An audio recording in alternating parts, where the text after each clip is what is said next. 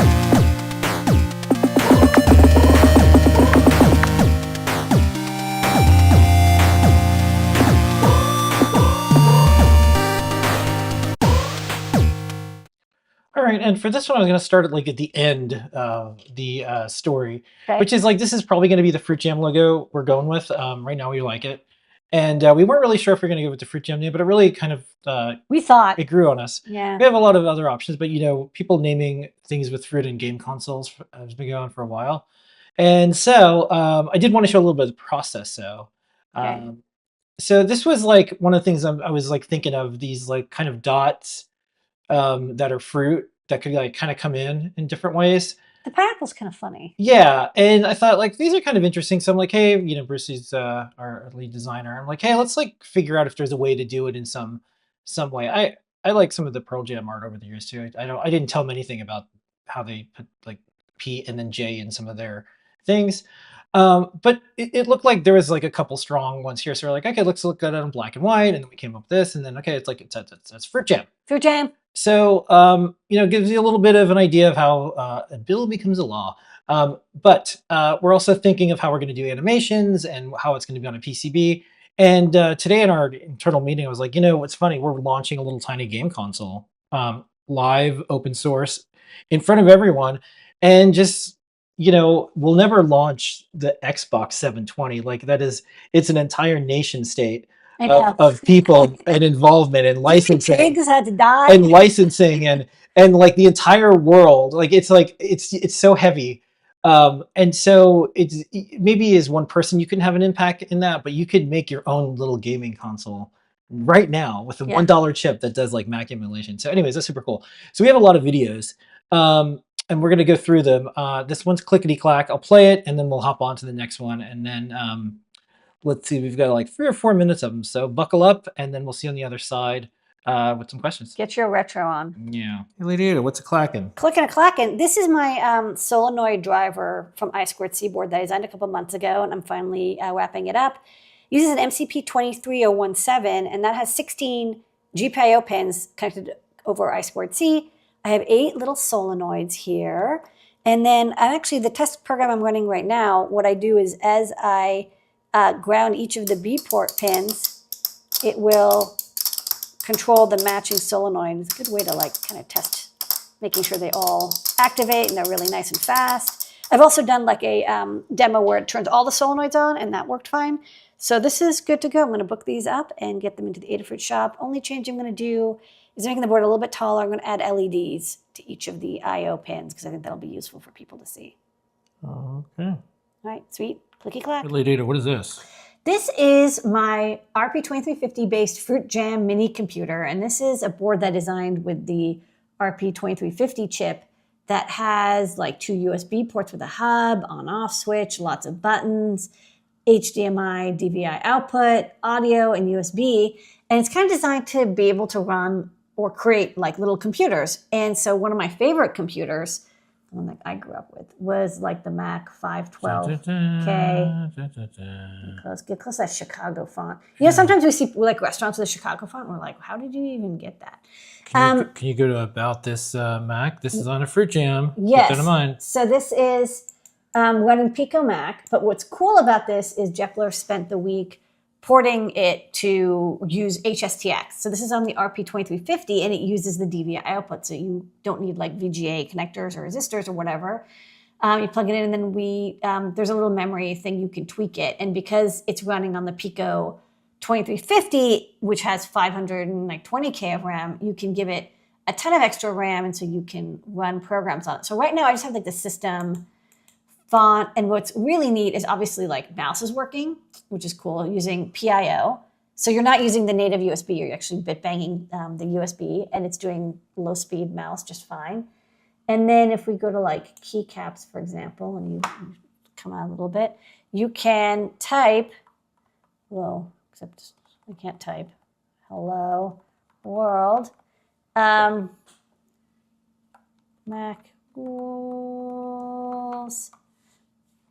PC tools. Yeah, keyboard and mouse working. So the next thing I'm going to try to get working, if Jepler doesn't get to it before me, is there's an SD card slot on here, which would allow us to basically treat that as like a floppy drive. You could put an image on an SD card. Look, man, I just want to play Dark Castle again, okay? And then also audio. I don't know if audio was ever working on this port, but you know, we'll try because I think that'd be cool too. Okay, cool. Good work. Hi, Jepler here with 2 quick updates on Pico Mac on the Fruit Jam. First up, we are now supporting up to 4 megabytes of memory by moving the main memory of the Macintosh into the PSRAM chip. Next up, I'd like to implement sound in the Pico Mac emulator. And the first step towards that is I've added this white bar here at the edge of the display, and that is showing the sound buffer and RAM. So when I drag the speaker volume, it's going to play a tone, and you're going to see that there in this area of the screen. I'll drag it again and show you a second time. So that's the sound data. We know where it is. We know how often it repeats. And now we just need to send it out of an I2S DAC. All right, Lady Ada, what is this? Okay, this is System 6. Now, I'll tell you, System 7.1 was the best of all the Mac OS systems, but System 6 wasn't too bad. This is running not on a Mac 6800 or Mac Plus. This is running on the Fruit Jam board, RP2350 chip, and it's got 4 megabytes of RAM, if you remember. That's because we have PSRAM working. Jepler got that working today. And so what this means is that we actually start running, if you only have 128 or 400K, you're kind of stuck on System 3. I don't actually remember, was there, I think there was 4 and 5, but I don't know, I blanked out. The really interesting stuff comes up with System 6. So we have System 6 now, it's on PSRAM. We're still debugging it, like it's very fresh. So like the mouse is being a little funky. Like I'm moving it in a circle and you see it's kind of doing this like triangular motion a little bit. So it works as long as your mouse is really slow. Again, I think there's some like IRQ, like we have to service the USB a little bit more. It's a little slower because we're using PSRAM, not true RAM. But like I said, we're using System 6. So we get to have stuff like control panel, which means we get to have, move to the corner there, flying toasters. Yeah, your classic After Dark flying toasters here in a beautiful monochrome. And it's not too bad. It's not too slow. Like I said, the issue is mostly the mouse servicing is still being wonky. If you look over here, this is a really cool debugging hack that Jepler did. So the Pico Mac emulator doesn't have sound support, which I get. It's kind of like, you know, funky and weird. Sure, Jepler isn't sending plans from Vega on how to build something to go to another. Flying toasters? No. So what you see here is this chunk of memory that's mapped into the video buffer. And you see the bottom byte of the word, this is a 16-bit word, is static. And I believe that's the floppy drive controller, the motor controller. But you see this top byte is moving a lot. It's like flickering. That's the sound buffer. And it's actually an 8-bit PWM signal. And it's timed to like 370 bytes per scan line, I think, or frame, whatever. Ends up being 22 kilohertz if you do the math out. So the next step is we have this I2S DAC on here, and we could use PIO to grab that data from the memory that does the audio and buffer it out so you can have a little speaker or headphones to play the audio. Just like I remember my Mac Plus had a little headphone jack. So System 6 working. I got those flying toasters, so that's good. The next thing I want to do is try to get HyperCard running. Okay. Another good demo. Another good demo. Fly, my pretties, fly. All right, Lady Ada, what is this? Okay, it's getting late, but I'm not one to give up. We got the Fruit Gem board, RP2350, dual Cortex M33, overclocked, DVI output, USB hub, keyboard, mouse. We got the PS RAM working, so we have basically emulating a Mac Plus with 4 megabytes of RAM, although that RAM is in the PS RAM. It's a little bit slow. And this time I also extended the disk drive. So before the disk drive was fitting in like what it thought was 4 megabytes of flash, but this actually has 16 megs.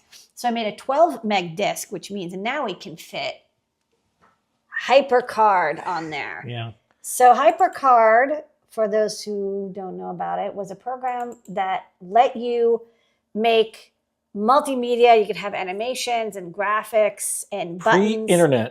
Pre-internet, yeah. Never. A precursor to the idea. Maybe eventually they added the ability to do, and you could link to other stacks. So this actually links to another stack, and you can. There's a little tutorial. The mouse is still being a little funky. You got like buttons. Amazing. This works.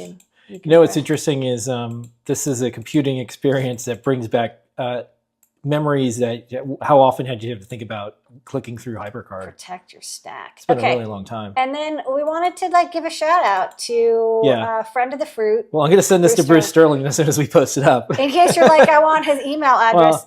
Yeah, I noticed what's funny is, how much shareware has like people's physical address, emails, phone numbers. We were just chatting about that.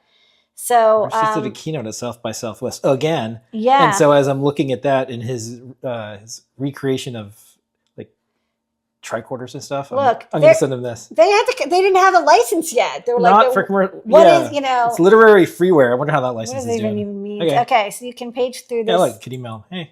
Yeah, you can email him and you can go through the book. So I mean, cool. HyperCard's cool. So we'll be doing more, and we'll get audio working, and then we can actually run a lot more stacks. Very cool.